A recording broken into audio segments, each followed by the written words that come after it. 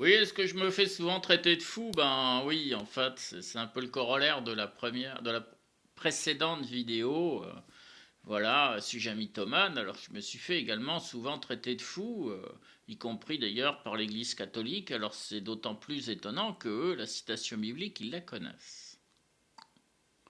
Voilà. Alors j'ai eu également affaire à des moines jaloux qui disait ouais, je comprends pas pourquoi lui, pourquoi moi j'ai passé, je sais pas, 50 ans, 80 ans dans un monastère et que il m'est jamais rien arrivé et que lui, il y a eu un signe qui lui apparaît. Voilà. J'ai trouvé ça un peu, c'est voilà, vous voyez, on peut avoir affaire à, c'est ça, des moines qui sont là, soi-disant, qui marchent vers la sainteté, etc. Puis finalement, au crépuscule de leur vie, finalement, ils vous sortent une réflexion, mais désarmante, désarmante de ça, de jalousie, de convoitise, bah, je dis, ça m'est désigné, parce que je suis désigné, mais c'est une croix, ça peut être un fardeau aussi, hein, hein, je veux dire, relisez, hein, l'évangile, dites, ben oui, Jésus, il se tape sa croix, là, pour le Golgotha, et finalement, il n'y a pas grand monde qui l'aide à la porter, ce qui est toujours le cas aujourd'hui, des personnes qui m'aident à porter cette croix, ils sont tous là à l'alourdir. Ils sont tous là à l'alourdir, oui, ça, ils se moquent de vous, ils ricanent, machin. Bon, à part que les moqueries et les ricanements sont dans la Bible. Donc moi, ça me conforte, vous voyez, je me dis, ah, tiens, il y a Satan qui est pas loin. Parce que les ricanements et les moqueries, c'est Satan, c'est très connu. Donc en général, quand on vous traite de fou, que vous avez des ricaneurs et des moqueurs autour de vous, les vrais connaisseurs de la Bible disent ah, c'est lui. Parce que sinon, il n'y aurait pas. Voilà, voilà, voilà. Ce sont des... Voilà, non, un jour je discutais avec une sœur, là, à Grasse, il y a une communauté très sympa. Elle me dit ah, on te traite de fou, François, c'est très, très bon signe. Je dis oui. Voilà, c'est pas nouveau. Non, non, mais ouais, oui, même au ministère de l'Intérieur, ils me traitent comment ils disent déjà, je viens de l'écrire, de mystique.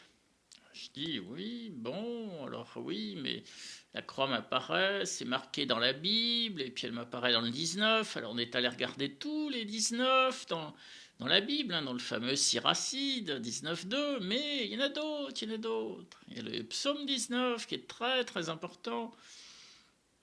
Hein, cette histoire d'or, de miel, très très très important. Oui, ma vie est dans la Bible, c'est comme ça, mon mauvais caractère est dans la Bible, j'en suis désolé pour vous, c'est le psaume 2, verset 12. Voilà, voilà, voilà, voilà. Mon, mon célibat est dans la Bible également, vous voyez, ça c'est Jérémie 16.2. Voilà, voilà, voilà, voilà. Oui, quand on dit Jésus, il accomplit ce qui est marqué dans la Bible, c'est pas des blagues, hein. Alors il lit la Bible, il connaît la Bible, hein, bien sûr, et ben, il sait qu'il y a des passages qui lui sont réservés. Voilà. Alors bon, il y a Prince de la paix, conseiller merveilleux, nanana. Alors vous voyez, même Benoît, il a dit oh, t'as des super idées, tout ça machin. Et oui, c'est normal, puisque je suis conseiller merveilleux. Vous voyez, vous n'avez qu'à demander à Airbus, machin.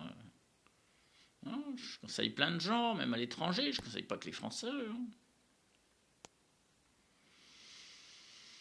Et oui, c'est comme ça, conseiller merveilleux, voilà. Ah, j'y tiens beaucoup à conseiller merveilleux, j'aime beaucoup.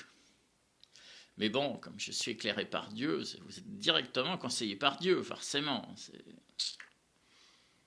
Voilà. Ah, mais moi je renvoie tout au Père, tout au Père. Je ne prends pas pour Dieu. Moi je ne prends, je suis pas mytho si je ne me prends pas pour Dieu, justement. Je dis ben non, je suis un homme. Oui, d'accord, je suis fils de Dieu, mais je suis pas Dieu. Vous voyez, je me prends même pas pour Dieu. Je dis ah oui, très très particulier.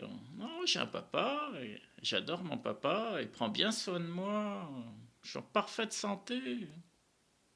Hein, la vieille de Corrèze là, qui voulait que j'ai absolument des cancers, des multitudes de cancers.